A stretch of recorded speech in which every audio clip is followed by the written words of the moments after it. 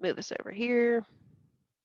Yeah, for those of you guys that have not played with it or not downloaded the program, it is free. You will want Custom Control Editor, and I also recommend downloading Custom Control App. The editor, of course, will let you edit it and create it, and the app will let you run it on your computer. So go download it. I think we can get a, Jeff, if you've got a second, if you could post or paste, rather, the link to Custom Control. Oh, bam, there you go. You can go and download it, and then you can poke around while we're doing this. Okay, so in this class, we're going to be talking about just, and this is just a quick start. So we want to get connected, open things up, start dragging things in, connecting them to our consoles or our processors, and assign functions and just kind of check our programming. So let's dive in, shall we? Alrighty, let's open up Custom Control Editor. Again, can't stress that enough. You can download both of them, but you know you have the wrong one if you open it up and it's just a white screen and nothing else. Okay, so we have a couple of options just right when we start.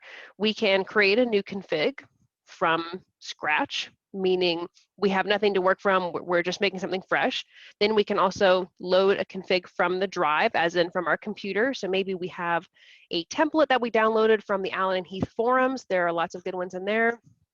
Or perhaps we've made one on another computer and we've saved it and we want to work on that one. And then the other option is to download the config directly from the unit. So one of the best parts about custom control and using them within the Allen and Heath ecosystem is that they actually live in the console. So whether it be the Avantis, the DLive, or the HM64, when you're done making the app, you upload it to the console and it lives in there. So you never have to worry about having direct access to the file.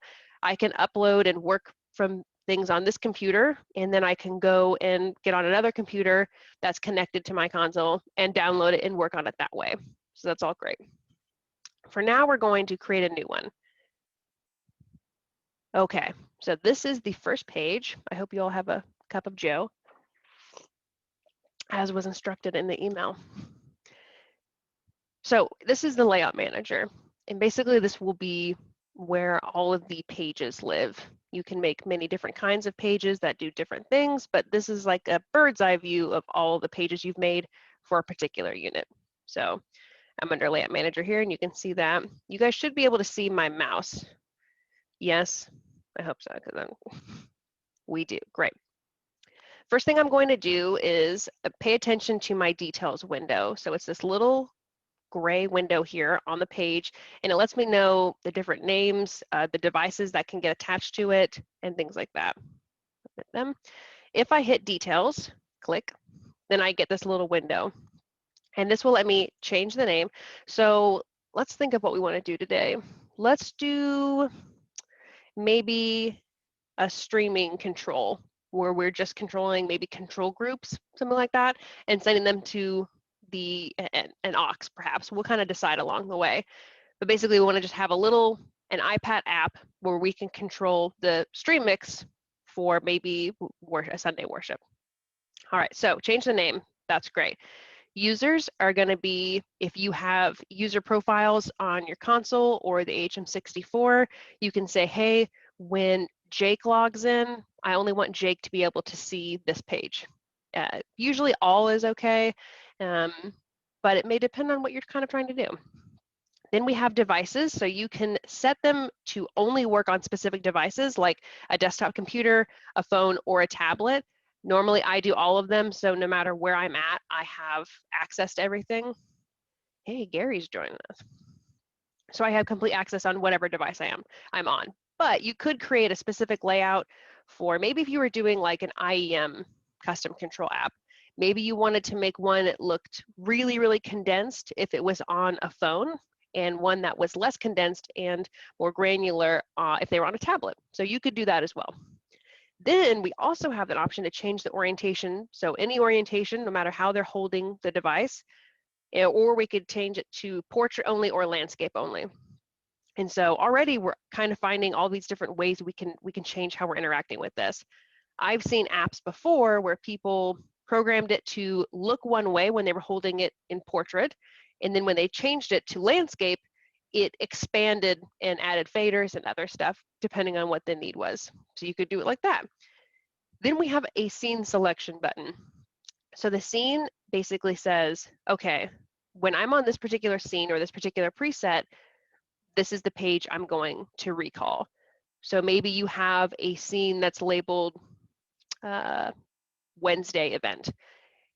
So you say, okay, scene 3 is Wednesday event. So when scene 3 is recalled on my Avantis, I want you to bring up this page on custom control. Or when I recall scene 24, I want you to look like this. And you can change it like that.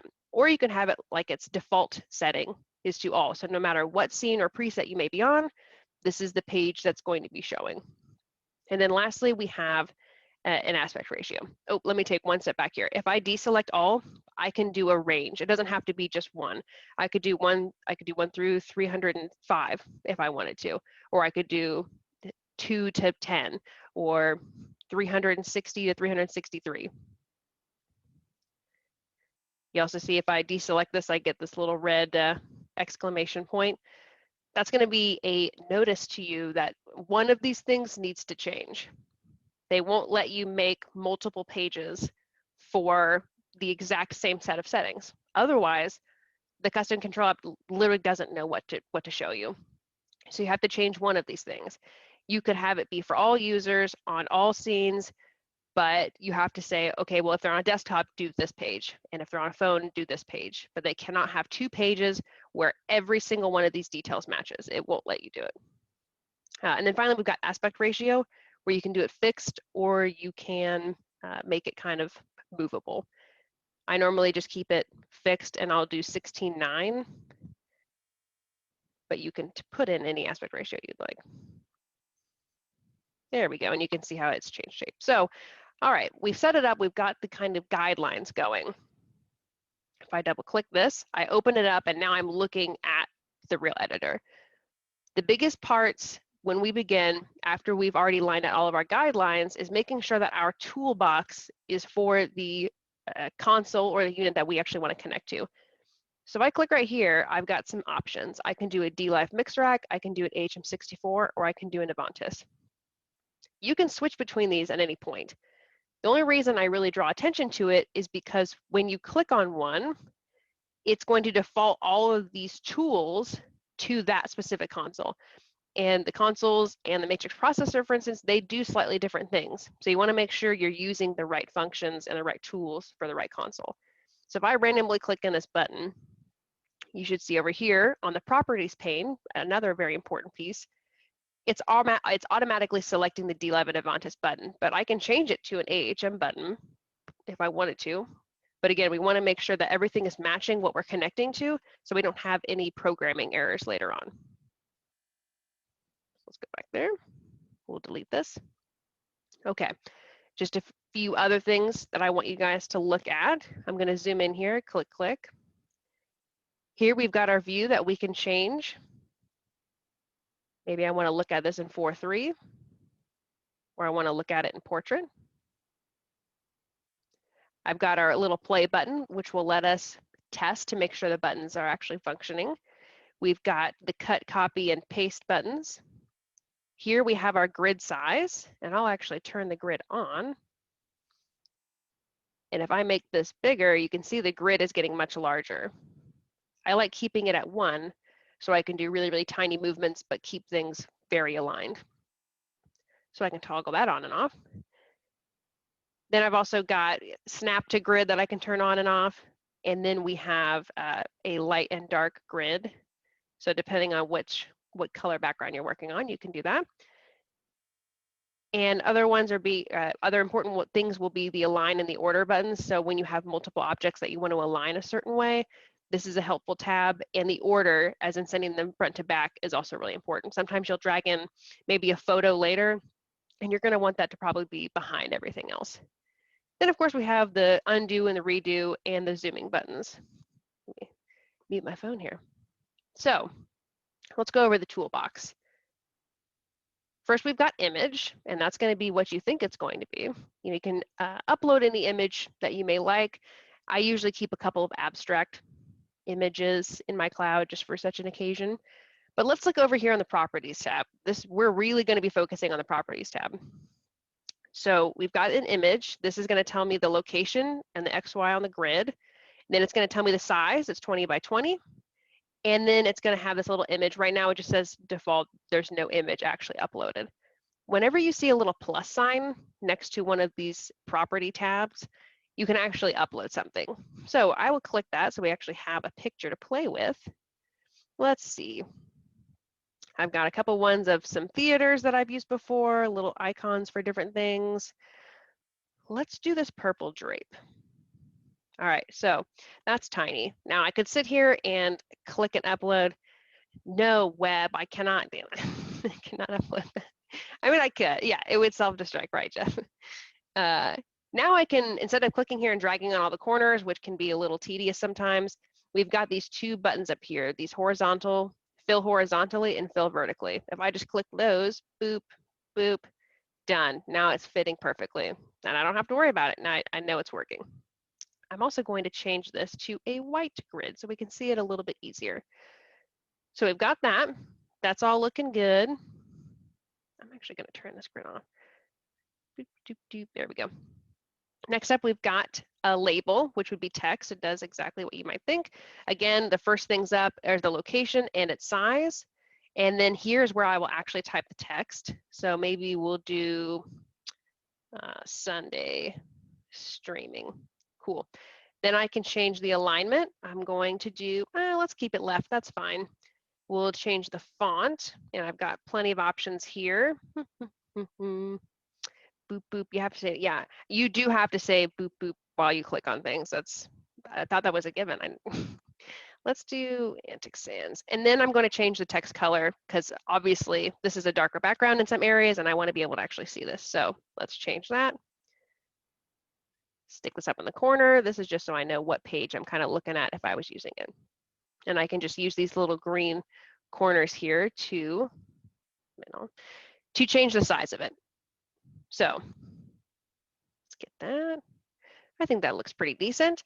All right, next up, we've got tab containers. So the tab containers are a container of tabs, and we can resize them. And it's almost a way to add multiple pages inside of a single page. Now, defaulted, when you first drag it in, it has 4, but you can have up to 10 tabs. So I'll just change this number of tabs, 10. Ooh, my computer's, okay. Looks like my computer's freaking out here. Can everybody still hear me okay?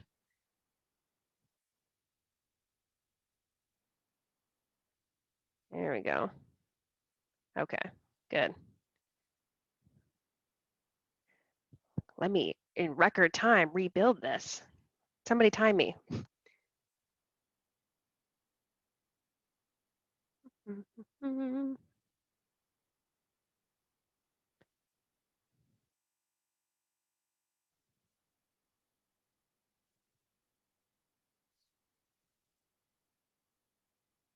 I forget which font I use there. Make it bigger. There we go. And I'm going to go ahead and save this. This is a huge point. So in case this thing crashes again, I'm going to hit upload.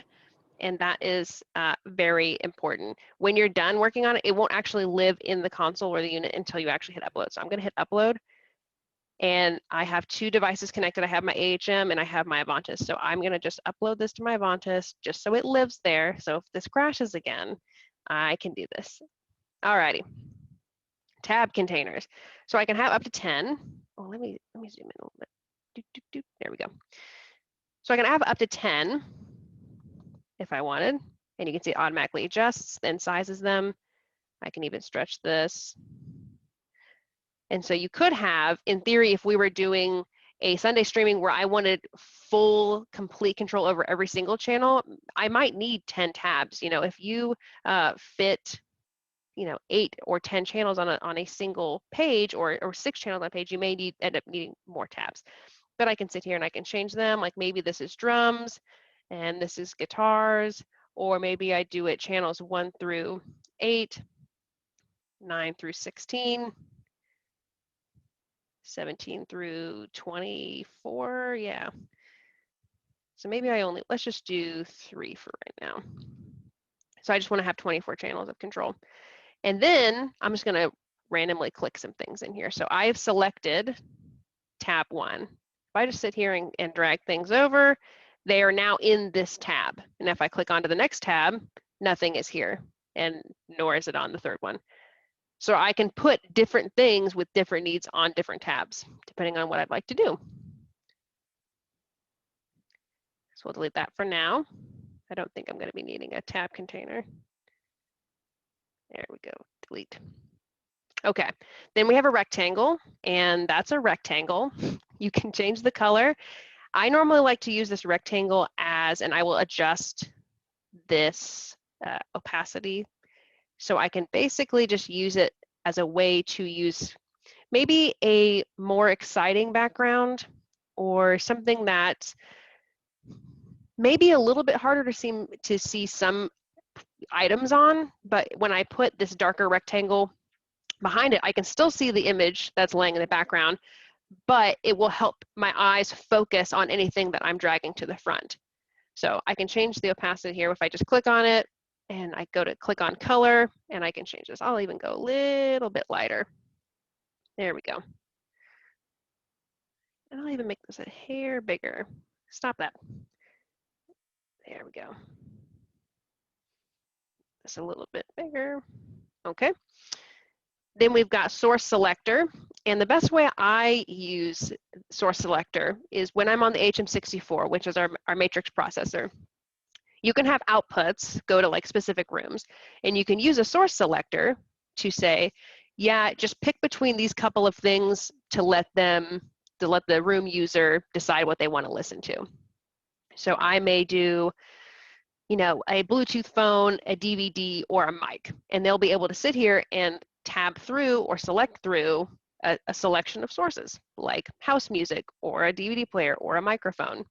And we can change whether it's a swipe box or a combo box. So either literally swiping through it, or when they click it, it's almost like a drop-down menu.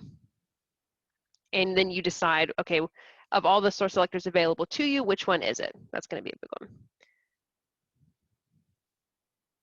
There we go. Okay, so those are the big functioning ones. Then we have all these little extra things that we can add. So we have buttons, rotaries, faders, LEDs, meters, GR meters, which means gain reduction meter, and we have chromatic meters, and we have dynamic labels. So it's like, okay, so what would you like to do? If we're doing a Sunday streaming sort of situation, maybe I'll add in a button, and I will resize the button. If you hold shift while you are adjusting the size of things, it will like lock in the ratio. So instead of getting like, whoa, I can just hit shift and now it stays. That way I don't have to accidentally distort it. But let's say I like that. And again, let's look over this properties tab. This is kind of where our programming is happening, and we need to pay attention to what we're typing in here. So okay, let's ignore all the colors and stuff for just a moment. Press and hold time. Press and hold time is, okay, how long do you want this button to be pushed before it actually activates? Usually 0 seconds is fine. You know, if you're just muting a channel, that's okay. But maybe you assign this button to change a preset. You probably want somebody to have to hold that button down for a few seconds to confirm, hey, you are actually changing the preset. So, yep, or phantom power, great option. So you're not accidentally instantly changing things. If your thumb accidentally hits it, you're not triggering it. And then we can change the functions. So on this button, it's a mute, but then look at all these different options we've got. We can do a PAFL, we can clear the PAFL, we can do a scene recall, talkback assignment, mute groups, level ups and down, send level up and down.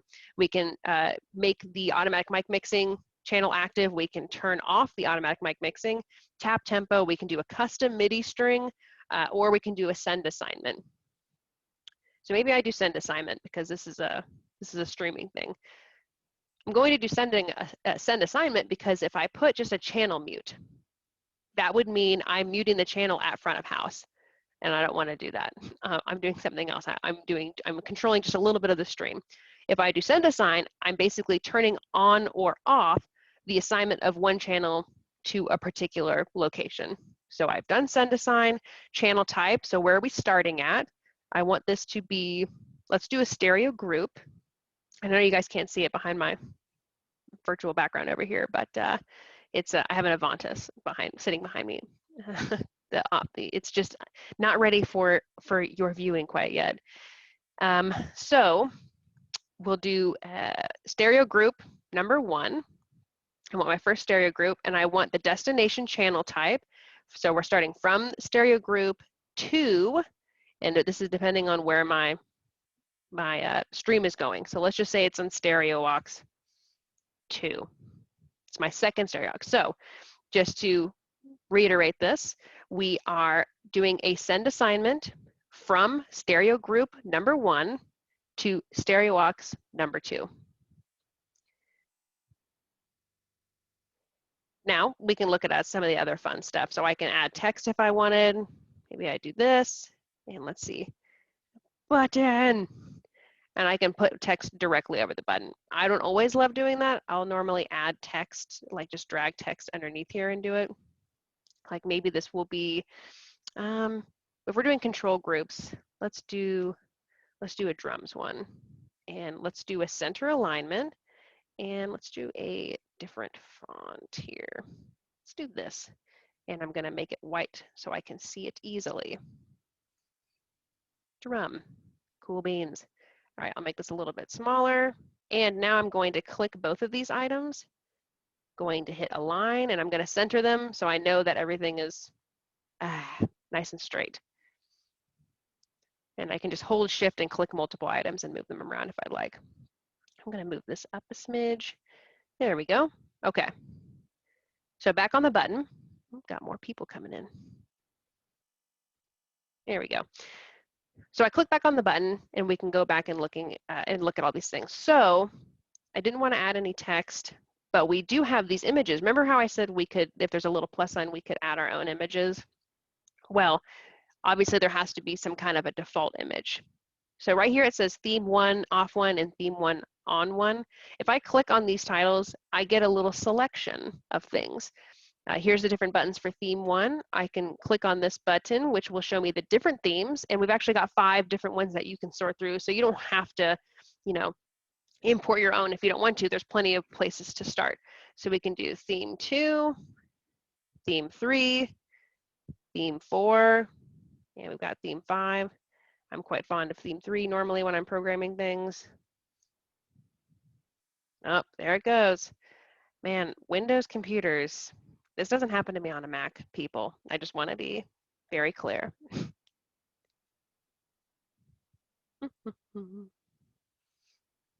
Download config from unit because I uploaded it already, so I don't need to worry about it.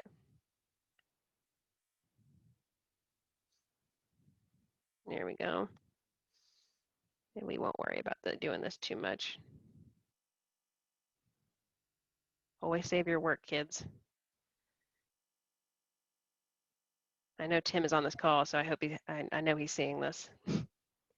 This is what your guys' computers do to me. All right, let's do the button. So I can change the theme if I want to. If I go to theme 3, maybe I like this button instead.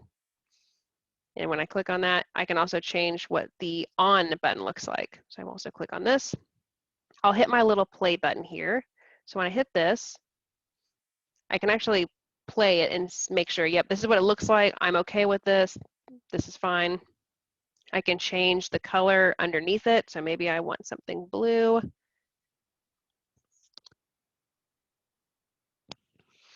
Excuse me.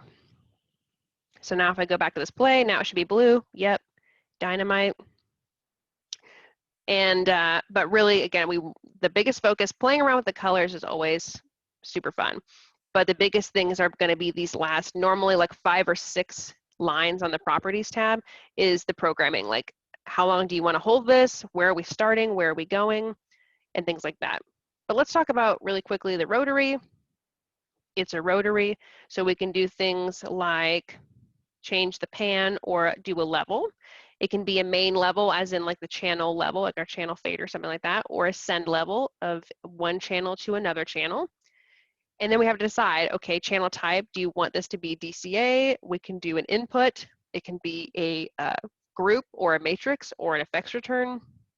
And always, you're going to want to have audio taper on. Audio taper basically means as you're adjusting the fader or the knob or the rotary, the audio is changing with it. If you don't have audio taper on, it's basically going to do nothing until you let go of it, and then it will be an immediate change. And normally that's not what we want to hear. Then we also have things like faders. I can make this nice and big. Shoo. Put this over here. I can change the colors, and again, I have plenty of themes. Maybe I like this one better. Showing the scale means we're going to have all of these lines over here on the side. Oh, let me probably have a hard time seeing that. There we go. So I can have here we go, the level scale on, there we go. If I have it on, we're seeing numbers, the scale. And then again, I need to focus on the programming. I'm starting at, it's a main level, that's fine. I want it to be an input, maybe, for a control group. Now let's do stereo group. Stereo group number 1. And I want to have audio taper on. And I can add text here. Maybe this is my drums. Change it to white. There we go. So it's more easily seen. I'll make this bigger. There we go. Then we've got things like LEDs, which you can use to make sure things are actually on. Maybe you have automatic mic mixing turned on, and you want to just make sure, hey, when this is actually active, I want this LED to show. And then we've got meters, which, maybe I want to put underneath my fader. And I will click on order, and I will send backwards. Make this a little bit smaller. Come on, there we go.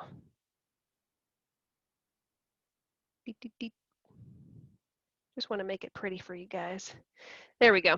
So now I've got a meter underneath it. So maybe I want to make this really simple for somebody who's using it. And maybe I go to the fader and I take off the scale.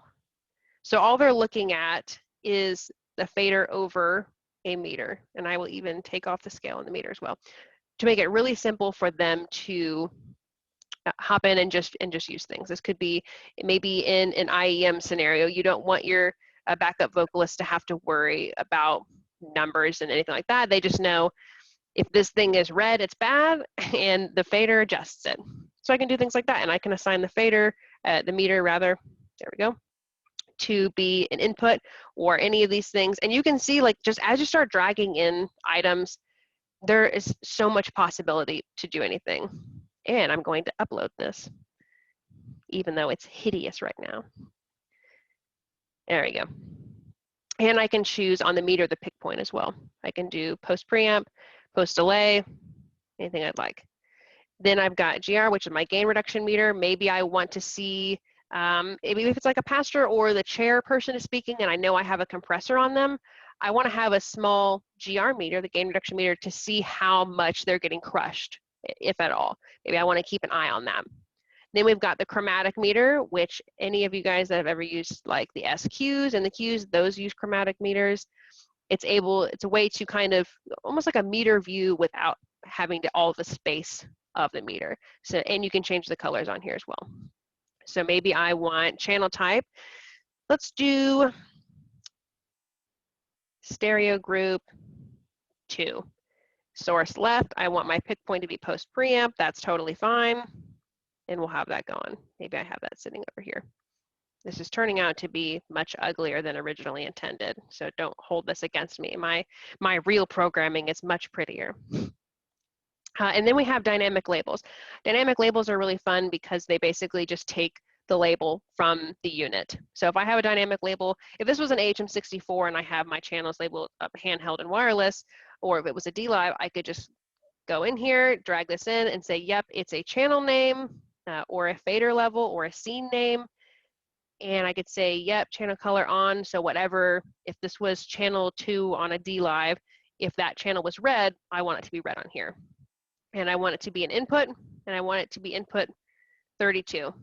And so then when I connect and upload it and I'm looking at it, whatever that channel is labeled at, that's what I'm seeing. So maybe you don't want one single label for your fader like I put on the drums here. Maybe you want it to be changing for whatever it may be using, whoever who's running front of house or the console or whatever's on the matrix processor, the HM64. So we can really do all kinds of things. And so it's all about understanding what kind of functionality you want to pull out of it and what you want, how you want the usability to be.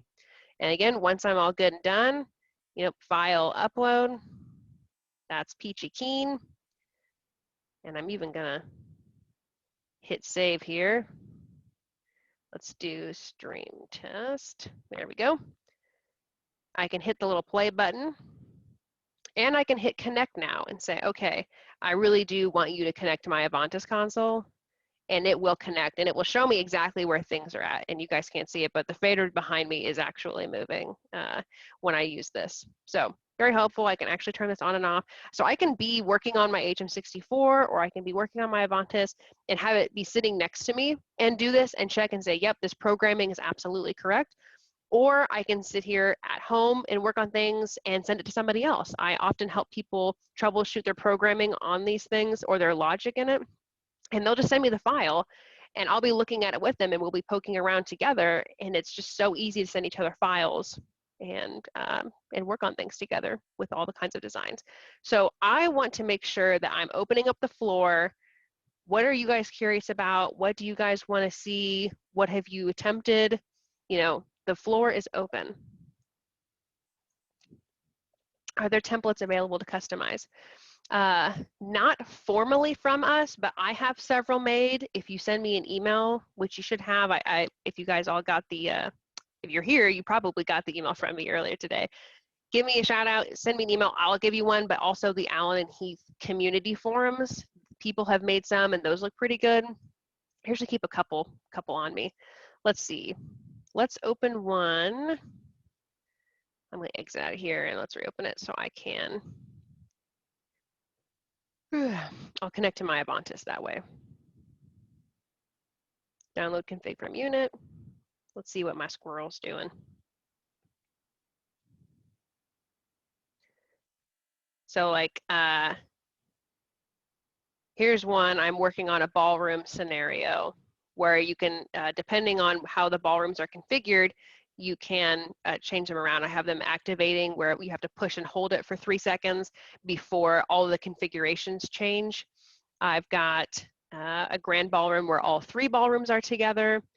I've also got, I'll go back to my layout manager. I have an auditorium one set up where this would just be like an iPad on the wall so that they could have total control over these specific things. 2 wireless mics, a Tunes PC, and a phone, along with adjusting their lobby volume and just muting the entire room. Like just a very simple setup for them to use. That way they don't have to worry about a console or getting into system manager for the matrix processor or anything. Like the name of the game is simplicity and accessibility. So yes, there are templates around. I've got some. I'm happy to help with those. Any other questions? You guys are also welcome to unmute yourself and use your voice. It's feeling a little lonely.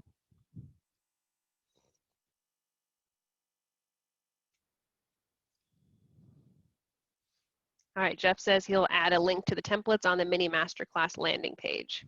That way you guys can play with some. Any ideas you've had about custom control, things you've maybe thought about using them for? I see a lot for letting musicians mix themselves, their in-ears or their wedges using custom control. With the matrix processor, the HM64, a lot of them is like administrative control, or like I just showed you with the auditorium, a tablet or a phone someplace, and putting it up there and letting people control just a couple of items. Les asks, what is the resource manager tab used for? Good question. It's basically just everything I've uploaded before. So if I was working on a big project and maybe the client gave me branded material to use, I could go to resource manager and just have access to those things. I can quickly add things in and use them that way. So for instance, If I click on this fader and I hit this knob image, I can click on this and I already have it looking at some icons I have uploaded before, but maybe I want to change it to, let's do this random arrow. I can hit OK, and now my fader is this tiny arrow. And I can hit play. And now we're looking at it. Now it's my tiny arrow image. So that's what Resource Manager is for. I'd like to make custom controls, but they need to interface with GLD. Yeah, I'm not sure if GLD will get added in, but I can definitely pass that information along.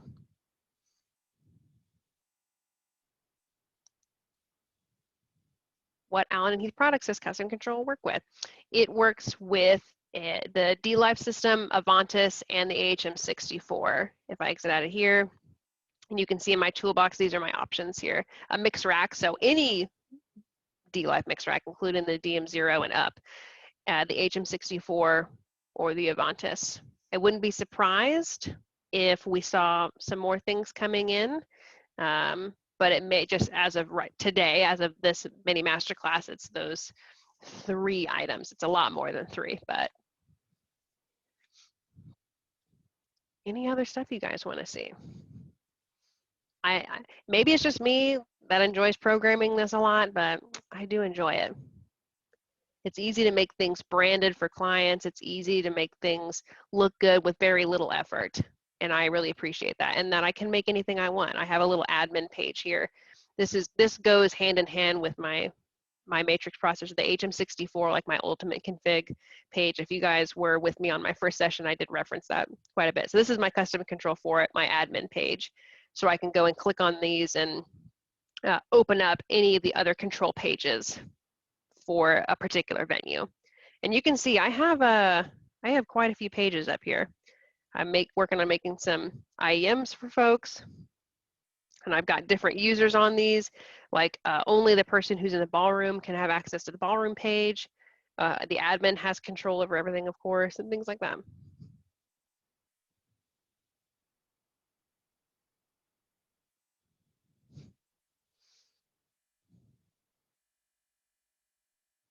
Don't be shy. Well, I really appreciate you guys hanging out with me. We went a little bit over, but there's just so much to get to in this. And I believe I'll be doing another session here in a few weeks about custom control, but with specifically trying to make it look really, really nice. And I'm going to rope Jeff into that, helping with some of the graphics things.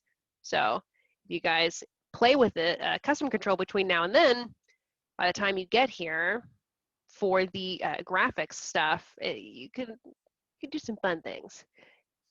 Any thoughts on applications for mixing front of house and more of a gig live music setting?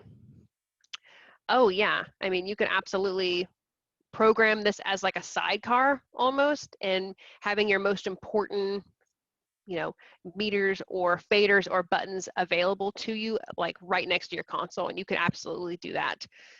You could have just your effects faders on buttons here, or you could have room control where you could change the configuration of the room or the kinds of speakers you're using, things like that.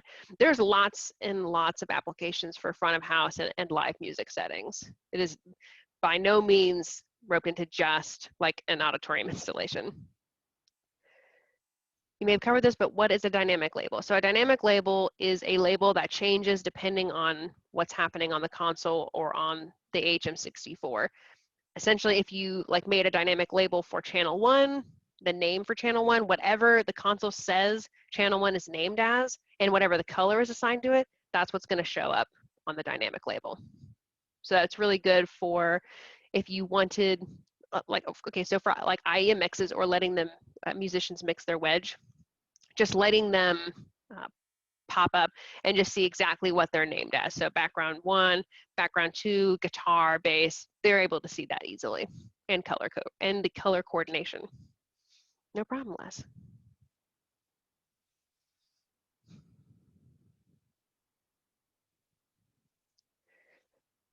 But yeah, thank you guys very much for coming and hanging out with me. And once again, listening to me talk for several minutes straight. Barely catching my breath. Feel free to hang out, ask me questions, but I'm also releasing you. You are free to go whenever you want. But I am here as a resource for you guys if you ever need anything, help with programming, getting started, anything like that. Here I am. Run away. Yes, you guys have a great day.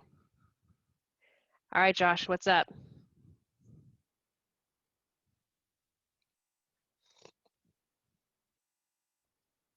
You're welcome, Sean. You're welcome, iPad. You're welcome, Les. You're welcome, everybody. Yeah, Josh, you can unmute if you want to talk. If you're not comfortable talking, that's fine. But you are free to. Okay, can you hear me all right? I'm actually at a restaurant right now, but Yeah, I can hear you. cool. So first of all, how are you doing? Thanks for the Yeah, I'm doing well. How are you? Great. So I'm actually going to start playing around with the Avantis. I'm new to the whole, I guess, audio AV field. Welcome. So I'm a sales rep for a company called HWP here in Georgia. Okay. So if I was trying to get started using CC, I mean, would we be able to set up a separate time where I could kind of get walked through how to, do the Avantis with you? Is that something we would do? Yeah, absolutely. We can do that. I'm assuming you received my email about this class like about almost 2 hours ago. Yes. Hit me up. Let's schedule something in the next like week or so, and we can explore and start programming together. Okay. So I know Thanksgiving and stuff's coming up. So what I do have your email. I'm trying to schedule where I can go pick up the Avantis right now. It's in Alabama. And then that way I'll have it in my possession and I can power it on and start playing with it. And you can kind of walk me through the things I didn't know as a sales rep, I guess. Yeah, definitely. And you don't need to have the Avantis to start programming it, but it is like a good way to be sure that like, hey, I'm programming this and it's correctly I'm watching it happen like live. Okay, cool. But yeah, absolutely, we can get that scheduled. All right. Well, I'll shoot you some dates when we get off here, and that's pretty much all I wanted. And then all right. Go from there. I appreciate it. Yeah, of course. Sounds fun. I'm looking forward to it. All right, thanks, Samantha.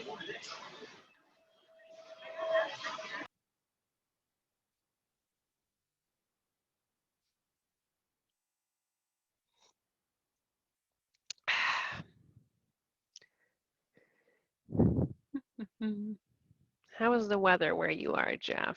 Is it? I have to assume it's always rainy and moist.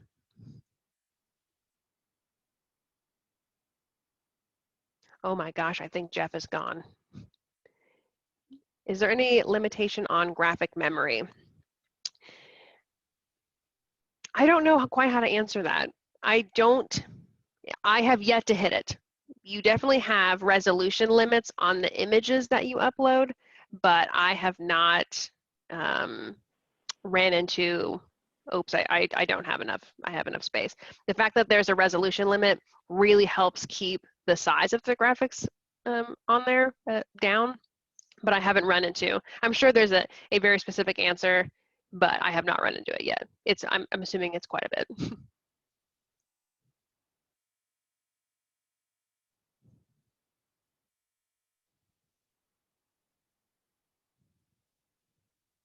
Any other questions? Anybody want to see anything?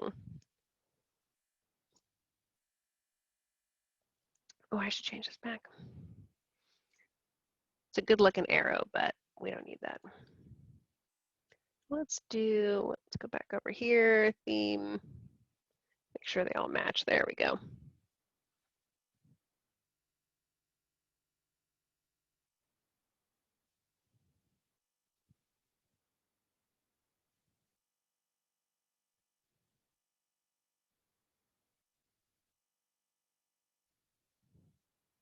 You guys must just be waking up.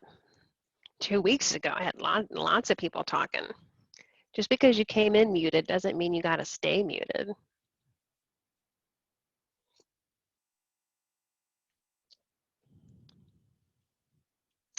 No EQ options. Currently, no, you cannot put up an EQ interface on custom control. There's a couple of other kind of different ways you could do it, but there's not a flat out, like you would on maybe a more traditional application for a console. There's not like, you know, a straight up EQ interface, or just like there's also not an option to put the histogram from the compressors on custom control. So definitely things that may be coming in the near future. I just had a meeting yesterday about new iterations of custom control and what kinds of functions we wanted to add, and that was on the list. So I hope you guys are all so busy downloading it and playing with it that you don't need to ask any questions. I'll leave the room open for a few more minutes for anybody that wants to, any questions that pop up. No pressure. You guys all have my email. Feel free to reach out at any time. But then I'm going to kick everybody off.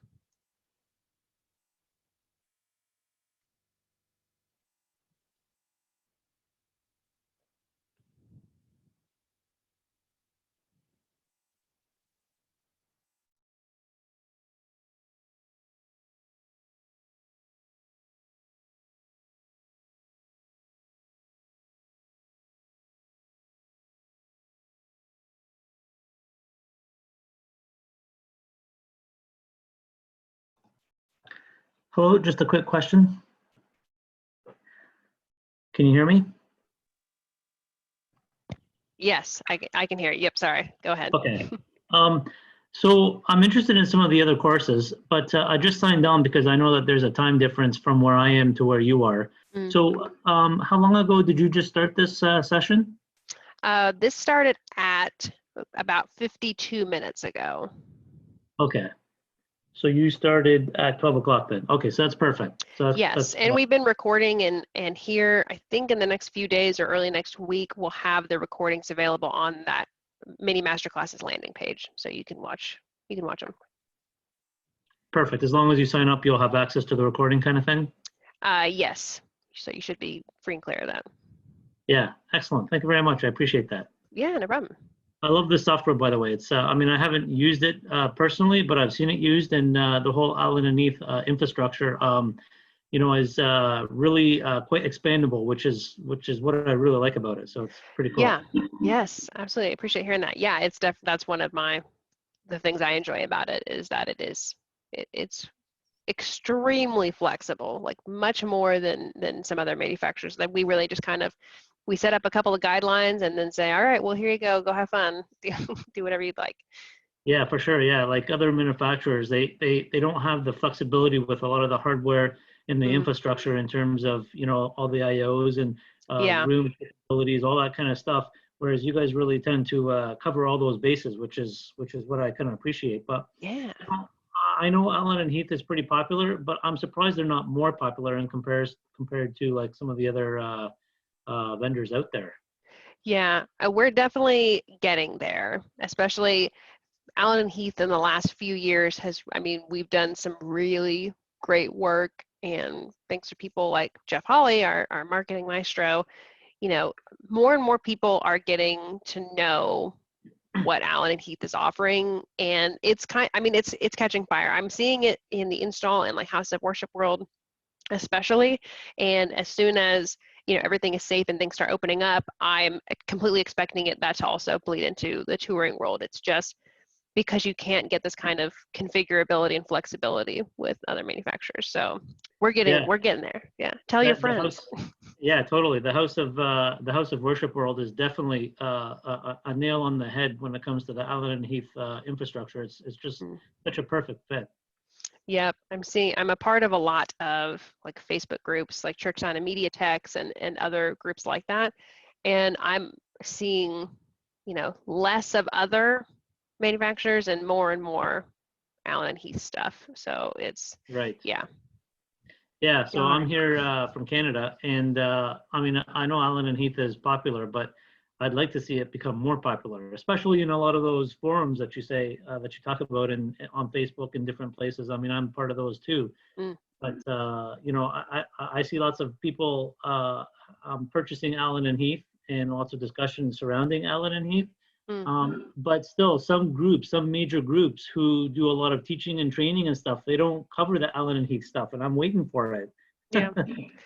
Well, hey, email me with some names of some programs that you know of that may not be using it, and that may be I might know them and be able to talk to them, or at least have maybe get to know them and say, hey, like, are you interested in teaching some stuff about Allen and Heath? We want to be able to let people know about the kinds of flexibility and customization that we offer. So yeah, if you have any ideas of where you'd like to see more Allen Heath stuff, I mean, I'd love to hear more. Yeah, sure. I mean, the one that comes to mind right away is MXU. Have you heard of them? Yes, I have. Yep, one of their former members who, unfortunately passed away last year, I believe it was, Andrew Stone. He was a contributor for Press on Web, where I'm an editor at, so I'm very familiar with MXU. Yeah, so I follow them quite religiously. And well, I'll have to bother them about that. Yeah, so they do a lot of Yamaha stuff, a lot of Digico stuff, and they have courses that they do and stuff like that, which obviously the COVID situation has affected a lot of that. But right. But I don't see them talk much about the Allen and Heath stuff, and I'd like to see that. So yeah, all right. Well, that's a good one, and I will poke around. Yeah, for sure, totally. That'd be great. All right, thank you very much. Yeah, no, thank you. Glad you could come in. Yes, thank you. All right, let's see. We had a couple of thank you options. Adam Short says, my wheels are turning for use case at my church. Oh yeah, like streaming, front of house, wedge mixes, monitor mix. I mean, you could do so many with even with only having one console. You can do so many things. Webb asked what the next session is. I think Jeff typed it up here in the chat. Bangs has one next week. Let's see. Yep, next week is wedges and fills versus IEMs for Bangs next week, and then the following week I'm doing IP controllers and using those in with your console or with your AHM64. So that's what's coming up. Les says, I can't wait to create IEM control. The session inspired me to go and create. Heck yes, Les. And you should send me your creation and say, hey, this is what I just did. I would love to get more ideas to see how other people are designing things, and then I can William Edward Balestrini. That is quite a royal sounding name. William or Bill. Do you prefer any particular? But yeah, you should go in, design and play, and then send me the configuration file. I think it's a .xml for a custom control. I would love to see what you guys are doing with it.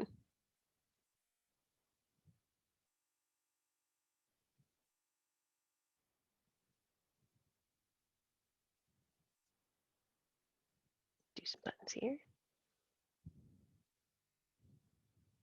Any integrations to external controls like DMX? Not DMX, but we do have drivers for AMX, Crestron, and Extron, so you can use those touch panels with custom control.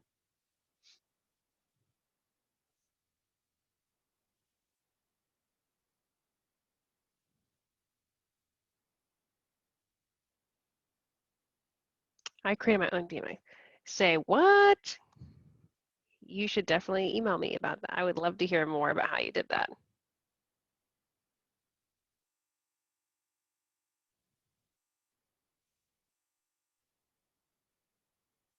Let's see here. Picking out some buttons. Redesigning what got smooshed earlier. Let's do that one. Make it a little less distorted looking. Make it bigger. Let's do press and hold time 0 function. We'll do send a sign from, let's do stereo group 1 to stereo aux 2. Check out gigproducts.com. All right. Ooh, that's interesting. Gigproducts.com. I will do that. Will. Oh.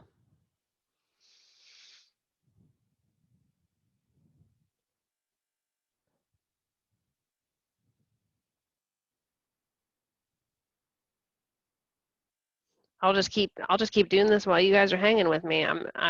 People are asking questions. I certainly won't kick you out, but you know, I'll have to eat lunch at some point. Make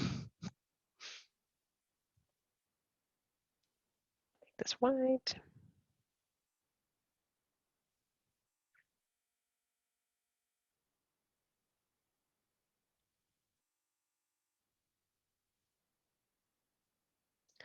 Whoopsies.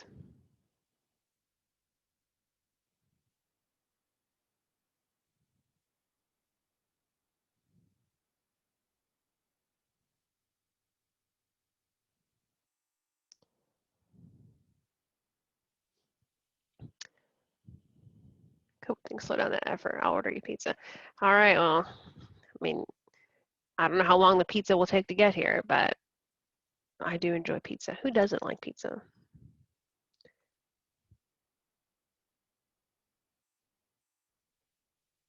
All right, gonna copy and paste this. Copy, paste, paste. We'll do band, and then I will do vocals. Yep, vocals. And I gotta make sure I'm changing these control groups here. Stereo groups. I keep saying control groups. Stereo group 2, and stereo group 3. And then I will do one more. Let's see. Change this to, let's do pastor. Why not? Pastor. Loud guitar player, yeah. Stereo group 4. Alrighty. 1, 2. Let's align these a little bit better.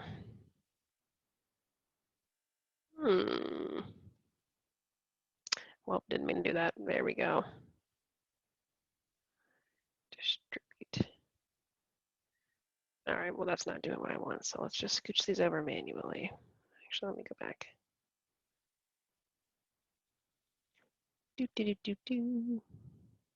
Smoosh these. Let's get this over here.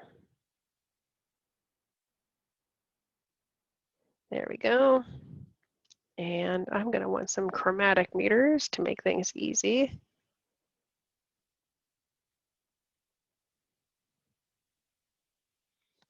Let's do, I don't want to do input, stereo group 1 left. Let's do post compressor, copy, paste,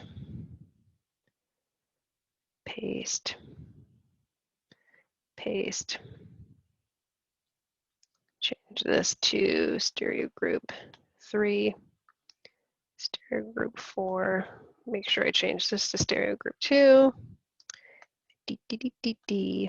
Post compressor, great, great, fantastic. All that looks good.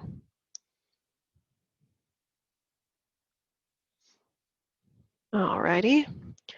Maximum numbers of channels for streaming. That totally depends on what you're using. And I mean, you can send however much you would like to it. If you're using an aux, you can send however much you would like. I know that the D-Live can do 128 process channels. The Avantis can do 64 process channels. It totally depends on what you're working with.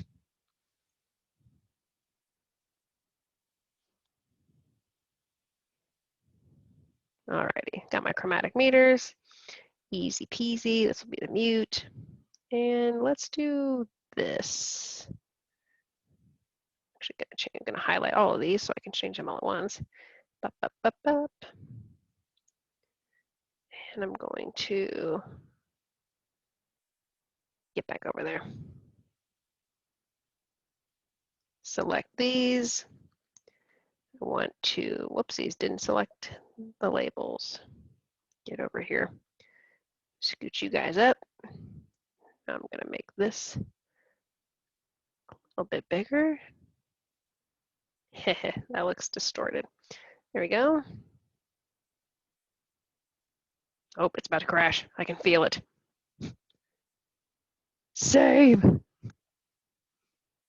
Stream test. Yep, replace it. Alrighty. You think I would have learned my lesson the first 3 times. There we go. I want this to be, show scale is fine. I want this to be the main level for my stereo group 1, audio taper on. Fantastic. Let's change it to this. And I'm going to change the size of these.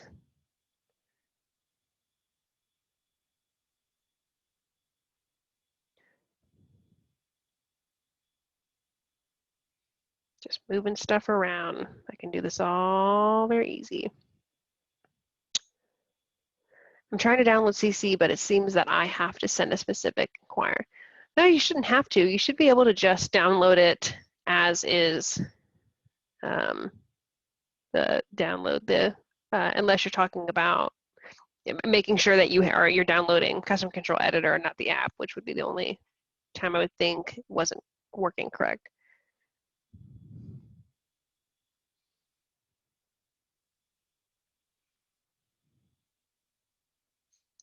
Do this. Main level stereo group 1, fantastic. Stereo group 2.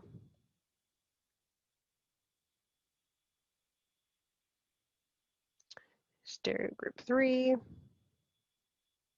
Hello.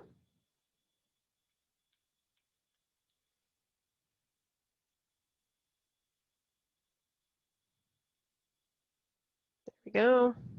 Stereo group 4. Let me see if this is actually. I changed the on, but not the off button. So now it's flopping between 2 different graphics, which is really funny looking. And let me change the colors of these backgrounds. That black is really hard to see. I think this should do it. Let's do a really light purple. Yeah, I guess that's better.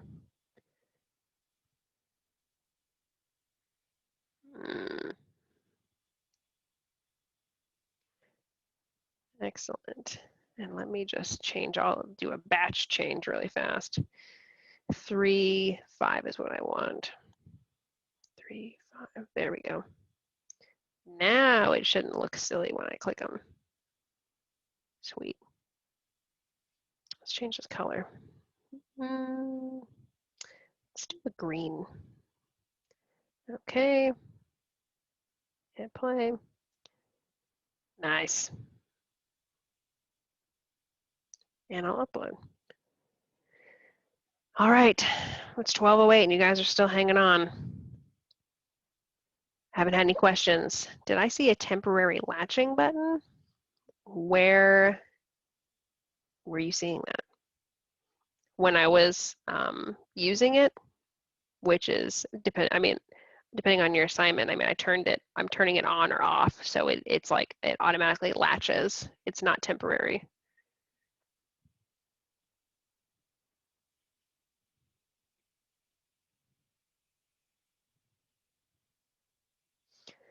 All right, if there's no other questions, you guys know how to get a hold of me.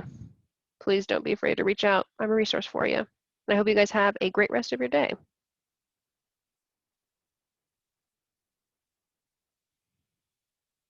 Bye, guys.